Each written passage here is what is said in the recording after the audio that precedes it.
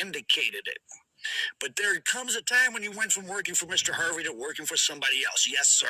When was that time period? After I received a message from Jack Harvey that he was retiring, then I received a call from the Atlanta DEA asking me to stay on board. And who was that call from? Keith Cromer. And what was Mr. Cromer's position? He was with the DEA Atlanta. Same group Mr. Harvey was in? That's right.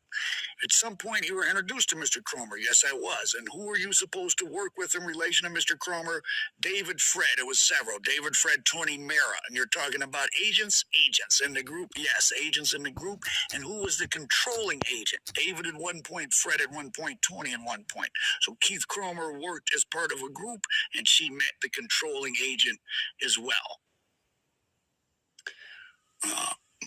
What were you told by either Mr. Keith Cromer or other controlling agents that you were supposed to do? Basically, they would set me up for Hispanics, that I would either go pick up money or drugs and bring it back or make phone calls. So she was going to be, reading between the lines, posed as the female runner for black drug dealers making purchases or turning in money for cartel targets. And this was sometime in 2011. That seems about right. What was the promise to you with respect to your activity? Well, when we met to discuss would I stay on board, I asked what I would have to do. And I was told just what I'd said about Hispanics. And then I said, okay. And if I can get something big, and Cromer said, you'll get a lot of money. And I said, can I get Demetrius Flannery's time cut?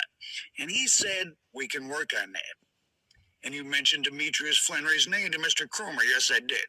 So at this point, according to her testimony, she, after turning in her ex-boyfriend Terry White and working that case, and there'll be more about that later, she was called back and said, hey, you want to keep working with us?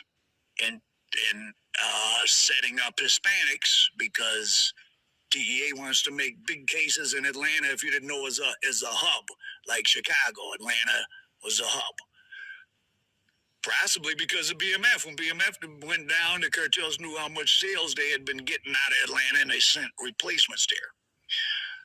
So she didn't approach them on behalf of, she didn't call them up and say, hey, I want to set up coffee for Big Meech, per this testimony. And you mentioned Demetrius Flannery's name to Mr. Cromer. Yes, I did. It was about perhaps helping him out. Yes, for a time reduction.